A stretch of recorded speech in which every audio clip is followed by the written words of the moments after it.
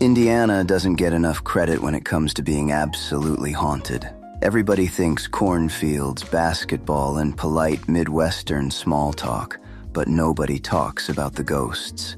And trust me, Indiana has been holding on to some spirits like they're part of the family.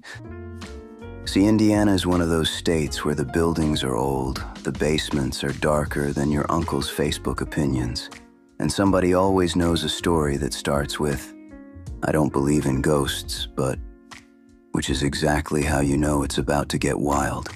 You've got abandoned hospitals where the lights flick on by themselves, prisons where footsteps echo even when nobody's locked up, and hotels where guests swear they didn't come alone, even though they absolutely checked in alone. Indiana really said, "Y'all thought we were boring? Watch this." And let's talk about how calm the state looks during the day.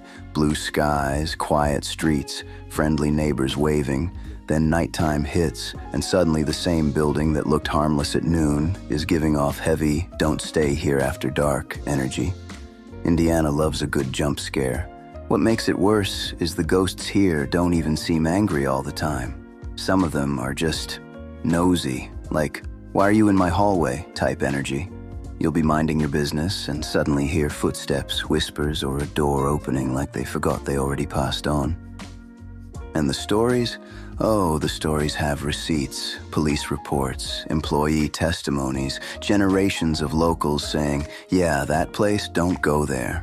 When an entire town agrees something is haunted, you probably shouldn't argue. So if you're the type who likes creepy history, unsettling locations, and places where the vibes are off for no clear reason, Indiana has been waiting for you, patiently, probably in the dark, definitely watching. So lock your doors, grab a snack, and maybe keep the lights on for this one. Because today we're diving into the most haunted places in Indiana, where the spirits are restless and the state is way scarier than it looks on the map.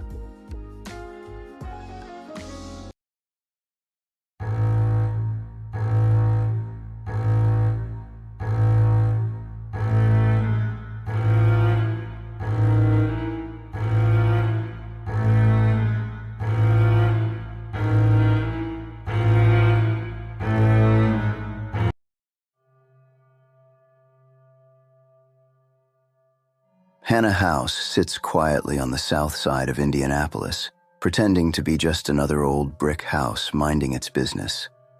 Built in the mid-1800s, it belonged to Alexander and Hannah May, a couple who looked harmless enough on paper, but were secretly running one of the most dangerous underground railroad stops in Indiana.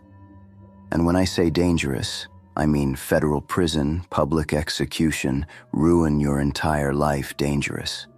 So already, the house started its legacy by being stressed out 24/7. That alone is enough to summon ghosts. The house was designed with hidden rooms, false walls, and trapdoors because freedom seekers had to vanish on command. Hannah May was known for locking people in the basement crawl spaces during slave patrol searches. No windows, barely air, silence required. Imagine being down there, holding your breath, hearing boots above you, hoping nobody sneezes. That kind of fear doesn't politely leave when people do. It settles in like an unpaid bill. The most famous haunting centers around the basement, where legend says enslaved people were sealed behind a wall during a sudden search and never found in time. According to the story, Hannah couldn't risk opening the wall without exposing everyone, and by the time it was safe, it was too late. Visitors today report hearing frantic knocking, muffled crying, and breathing sounds from behind solid brick, which is unsettling because those walls are very much real and very much solid, and absolutely not supposed to sound like a panic attack from 1850. Then there's the ghost of a little girl, because haunted houses are legally required to have at least one child spirit. People report seeing her dart through hallways, tugging on clothes, and giggling like she's playing tag with the dead. She's often described as barefoot and curious, which is paranormal code for she knows things and is not telling you. Some believe she was a child hidden in the house. Others think she's just along for the chaos. Either way, she has zero respect for personal space. Shadow figures are another regular feature, especially near the staircases. Guests say they see tall silhouettes standing just out of view, watching silently. No footsteps, no faces, just vibes, and not good ones. One investigator claimed a shadow followed him room to room like it was supervising him, which is honestly worse than being attacked. There's nothing scarier than a ghost that looks disappointed in you. Objects in the house also love to move themselves. Doors slam, furniture shifts, and equipment malfunctions constantly during investigations. Flashlights turn on and off like they're answering trivia questions. EMF meters spike in empty rooms, and cameras drain batteries faster than a toddler with an iPad. Paranormal investigators insist it's intelligent activity. Skeptics insist it's old wiring. The house insists on doing it again right after you say that. Hannah Mae herself is said to still roam the house, which honestly makes sense. She risked everything to help people escape slavery, so if anyone earned haunting privileges, it's her. Some visitors feel a protective presence, while others report a stern woman's voice telling them to leave when they wander where they shouldn't, which feels less like a ghost and more like a Victorian HOA president enforcing rules from beyond the grave. What makes Hannah House especially creepy is the emotional weight. This isn't a boo, scary mirror kind of haunting. It's layered with fear, bravery, suffering, and sacrifice. People often leave feeling drained, emotional, or weirdly grateful to be alive in modern times, and yet, they still want to go back. Because Hannah House doesn't just haunt you, it guilt trips you, educates you, and then scares you again for good measure. Classic Indiana hospitality.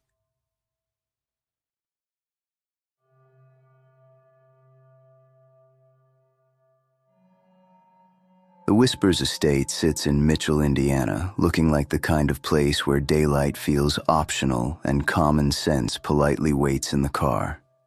Built in the late 1800s, the house was originally a respectable family home, which is funny considering it now has the reputation of a place that actively dislikes visitors, skeptics, and anyone who whistles indoors.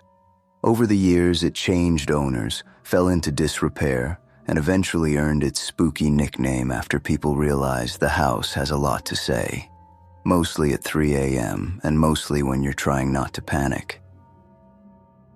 Legend says the trouble really picked up when the house became associated with tragedy, illness, and a revolving door of unhappy residents. People didn't just move out, they escaped. Neighbors reported strange lights, unexplained noises, and the unsettling feeling of being watched, which is never comforting unless you're a celebrity on a red carpet. By the time the property was restored and opened for paranormal investigations, the house already had decades of bad vibes marinating in the walls like leftover regret. One of the most famous stories involves the disembodied voices, actual whispers, that gave the estate its name. Visitors claim to hear murmuring conversations coming from empty rooms, like a ghostly book club that really doesn't want you involved. Sometimes the whispers say names, sometimes they argue, and sometimes they just sound disappointed, which somehow feels worse. Imagine touring a house and hearing faint voices that sound like they're judging your life choices. That's the Whispers Estate experience.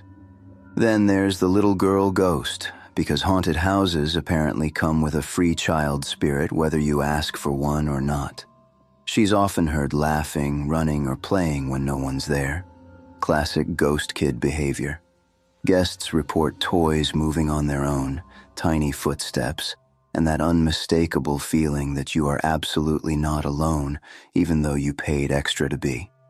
Nothing raises your heart rate like realizing an invisible Victorian child is more energetic than you.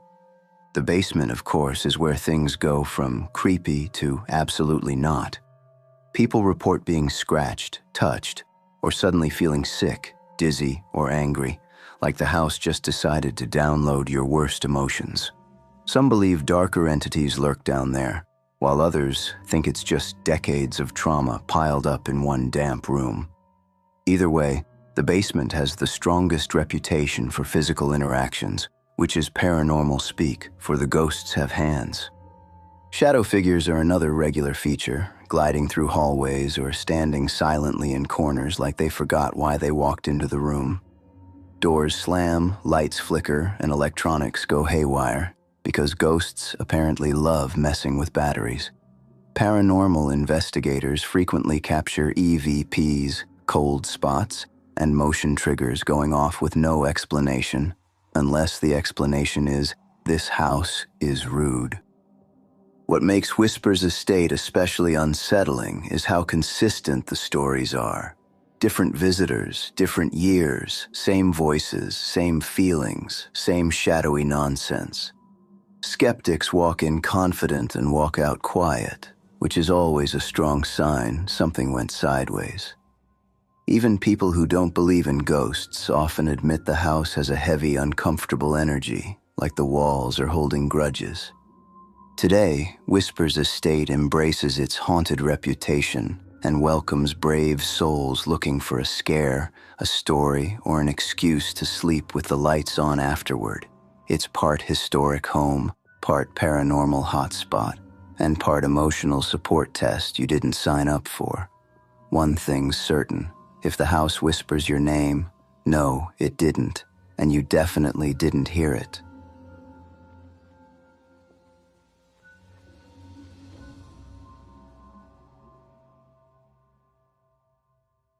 The Avon Bridge didn't start out trying to be spooky.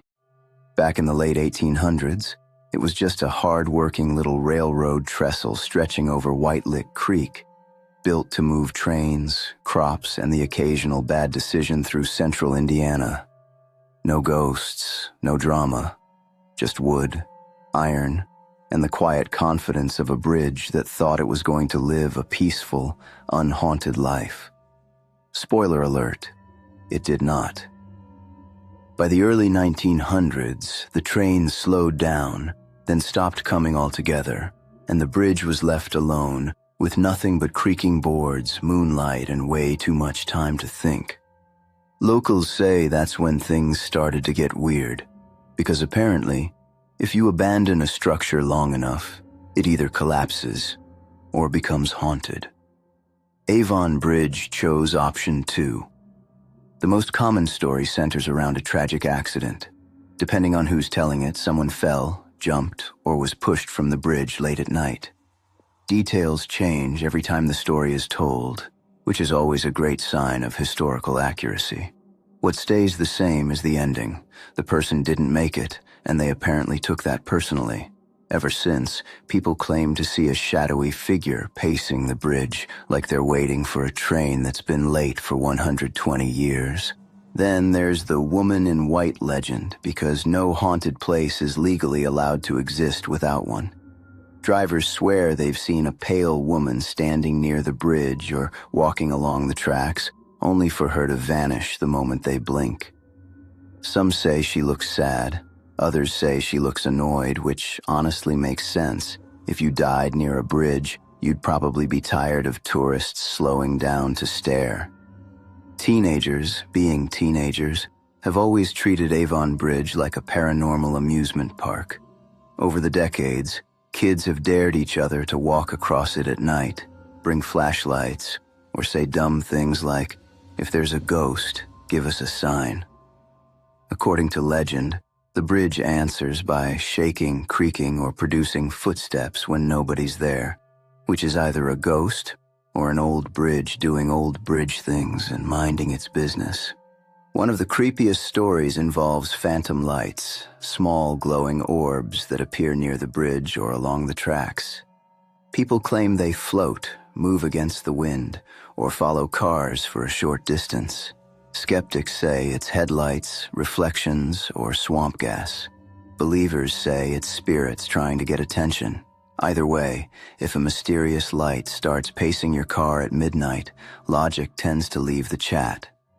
Locals also talk about hearing voices, Soft talking, laughter, or someone calling out from the bridge when no one's around.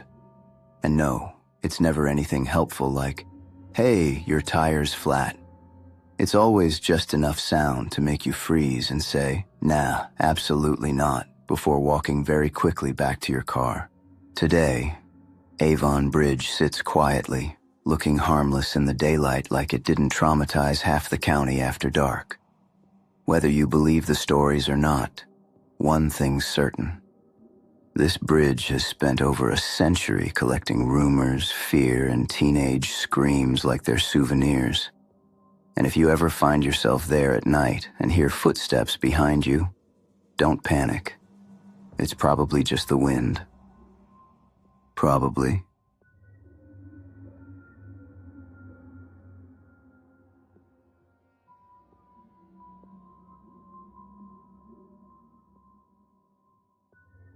The story of Star Piano Company starts off wholesome, ambitious, and extremely not haunted.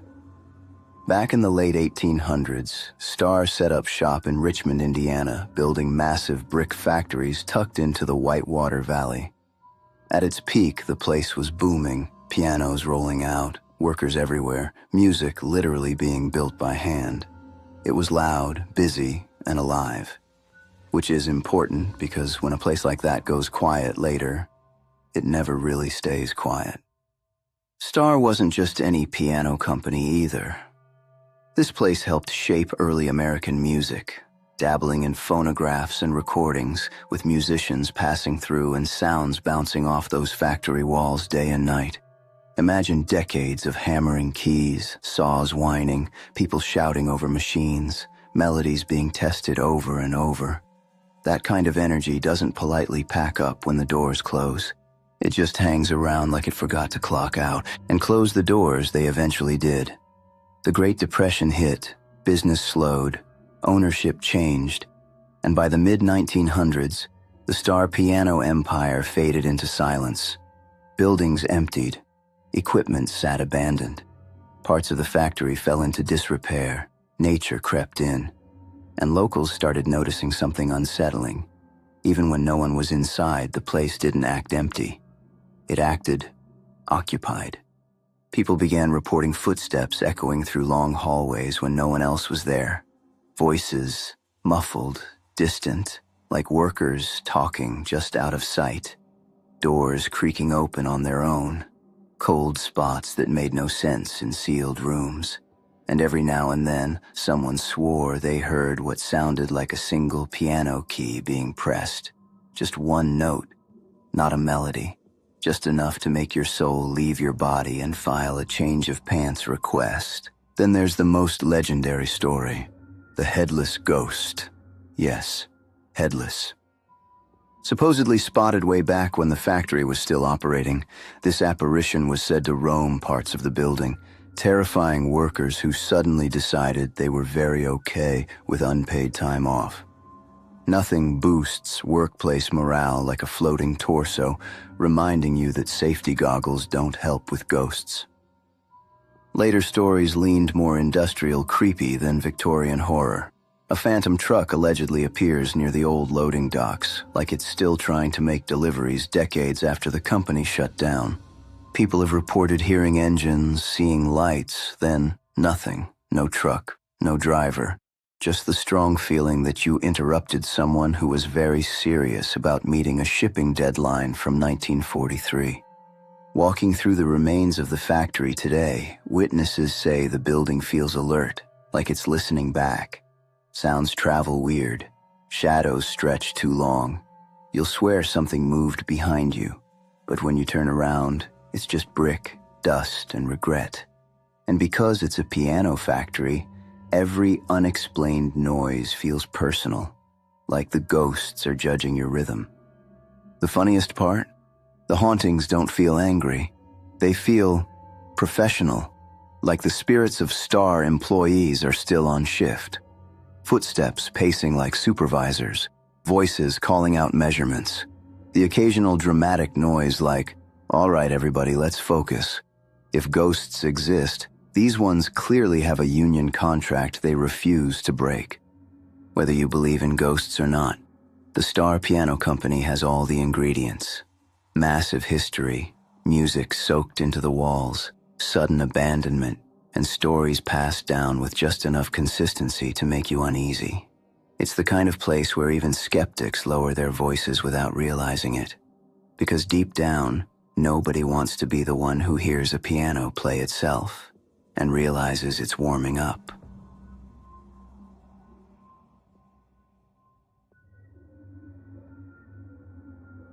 All right, if you made it this far, congratulations. You officially survived part 1 of Indiana trying to scare the brakes off you. If your lights flickered, your dog started staring at the wall. Yeah, that's on Indiana. This state does not play fair. And let's be honest, we didn't even scratch the surface. Indiana is the kind of place where the corn watches you. The buildings refuse to stay quiet, and every small town has at least one story that starts with, "I don't believe in ghosts, but..." We covered what we could without summoning something into your living room. So don't get comfortable yet. This was just part 1. There are still more haunted houses, creepy roads, and absolutely not locations waiting their turn. And they're even worse. The kind of places locals won't drive past after dark and swear they heard footsteps when no one was there. You know, normal Indiana stuff. Part 2 drops next Friday, and trust me, you're gonna want to be here for it. More hauntings, more legends, more "why did they build that there?" energy. Hit that subscribe button, like the video, and turn on notifications so YouTube doesn't betray you and hide it like a ghost in the algorithm. Until then, sleep with the lights on, don't answer anything that calls your name at 3 a.m., and remember, if Indiana seems quiet, it's probably because it's waiting. I'll see you next Friday for part 2.